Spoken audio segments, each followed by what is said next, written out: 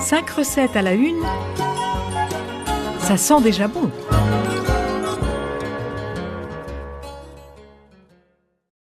Bonjour, je vous retrouve aujourd'hui pour une belle recette de chef avec le calmar rouge en risotto de coquillage. Ce calmar frais et fragile est donc à cuire quelques secondes dans une huile d'olive bien chaude pour accompagner ce risotto de fruits de mer d'hiver.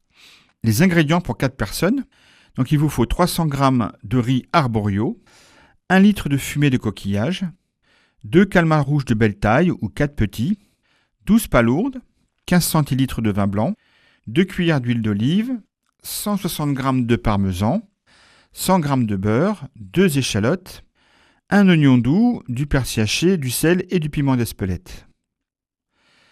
Tout d'abord pour le risotto, faites revenir les échalotes ciselées dans un peu de beurre dans une casserole, mouillez avec un peu de vin blanc, ajoutez les palourdes et les faire cuire à feu vif jusqu'à ce qu'elles s'ouvrent. Conservez le jus et l'ajoutez à votre fumée de coquillage. Je vous conseille notamment les bouillons ariakés imaginés par Joël Robuchon, qui sont de très bonne qualité. Puis donc épluchez et cisez l'oignon. Dans une casserole, faites légèrement rissoler l'oignon dans un peu de beurre, sans coloration, puis réservez. Torréfiez ensuite le riz à sec pendant quelques minutes, puis ajoutez une cuillère d'huile d'olive et faire nacrer le riz dans l'huile avec l'oignon. Lorsque le riz est chaud et que l'amidon est totalement rendu, mouillez avec une louche de fumée de coquillage bien chaud, mélangez sans cesse et ajoutez une louche de fumée toutes les 2-3 minutes. Une fois que le riz a quasiment fini de cuire, il faut compter entre 18 et 20 minutes. Retirez du feu, ajoutez le parmesan râpé et le beurre, puis mélangez pour bien lier le risotto. Pour préparer le calmar, donc il faut le vider, retirer les ailes et la peau, puis couper la chair en fines rondelles.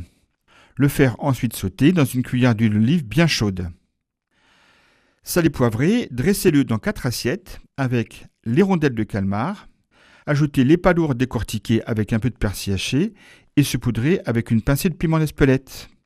Voilà, bonne dégustation. Vous retrouvez la recette avec une photo sur le site internet de Radio Fidélité.